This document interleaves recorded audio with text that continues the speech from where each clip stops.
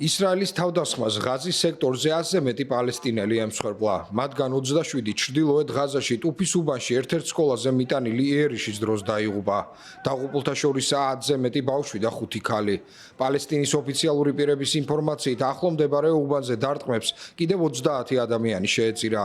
ისრაელი ღაზის სექტორზე აძლიერებს შეტევას, რომლის მიზანიც ჰამასზე ზეწოლის გაზრდა და ამ ტერიტორიებიდან მისი განდევნაა. გაეროს ადამიანის უფლებათა კომისარმა ვოლკერ თურკმა უშიშროების საბჭოს სხდომაზე შეშფოთება გამოხატა მზარდი ძალადობის გამო. ღაზის ჯანდაცვის სამინისტროს ინფორმაციით, 1 მარტიდან ისრაელის სამხედრო ოპერაციას 1200-ზე მეტი პალესტინელი ემსხვერპლა, მათ შორისაა 320 ბავშვი. ისინი ბომბავენ საცხოვრებელ სახლებს, კარვებს, საავადმყოფოებსა და სკოლებს. ისინი მაშინაც არ შეჩერებულან, როდესაც პალესტინელები ბაირამის დღესასწაულს აღნიშნავდნენ.